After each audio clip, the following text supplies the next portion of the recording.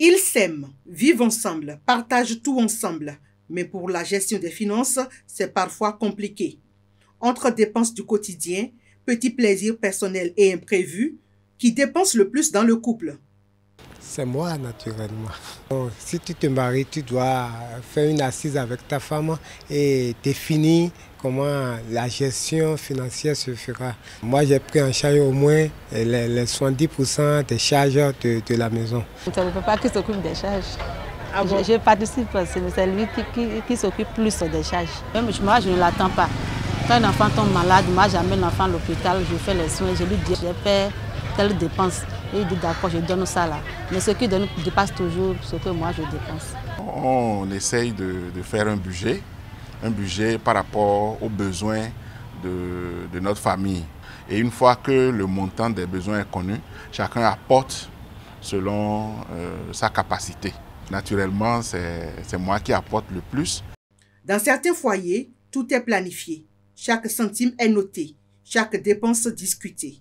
Ailleurs, c'est plutôt au feeling. Il faut que l'homme en tant qu'être masculin, d'habitude, soit le pourvoyeur du couple. Quand on va questionner un peu notre constitution, pour ne pas dire non, la manière dont la société africaine est constituée et la répartition des rôles, c'est à l'homme qu'il revient le devoir de prendre charge de toute sa famille.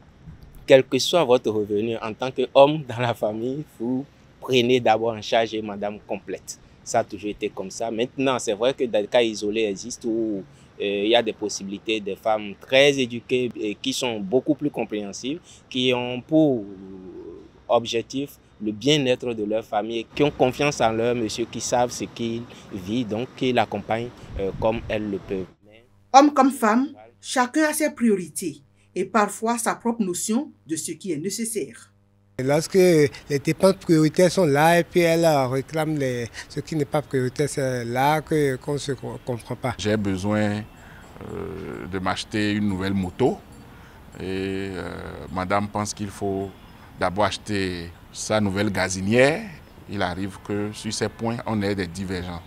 Mais on finit toujours par s'accorder. Je ne trouve pas des sacs et parfois elle me dit tu en as déjà, non, pourquoi tu en achètes encore? Je dis oui, ça me plaît. Mais au-delà des chiffres, ce sont souvent les non-dits qui compliquent les choses. Et donc vous qui avez le pouvoir d'achat, il faut savoir cultiver l'humilité, il faut savoir cultiver l'effacement et la contribution. En simple aussi, je peux dire, c'est de pouvoir équilibrer les choses par les efforts que les autres apportent. Vous êtes la femme qui gagne 5 fois plus que votre homme. Voyez un peu comment il compense par sa présence. Vous êtes l'homme qui avait la totalité des charges financières de la maison. Voyez comment elle compense par sa présence, par le reste. Au final, il ne s'agit pas tant de savoir qui dépense le plus, mais d'en parler. L'essentiel étant d'avancer à deux, avec clarté, confiance et un peu de souplesse. En réalité, qu'est-ce qui pose le problème au niveau des couples? Ce sont les exigences non respectées. L'autre pense qu'il est important que mon partenaire ou ma partenaire fasse ceci, ainsi de suite. Donc, l'essentiel est que les deux s'entendent. En plus de cela, il est important que l'on tienne compte de l'aspect fonctionnel de chaque être humain. Nous savons que la femme ne peut jamais fonctionner entièrement comme l'homme, ainsi de façon réciproque. Donc, c'est une affaire de complémentarité au fait.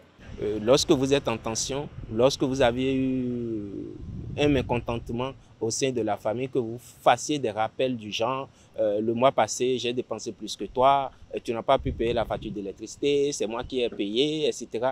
Quand les choses comme ça arrivent, ça reste des frustrations, des fois, même si vous regrettez après, et qui reviennent et qui hantent un peu l'équilibre psychologique de la famille. Donc, en amour comme en finance, l'équilibre est une affaire de dialogue.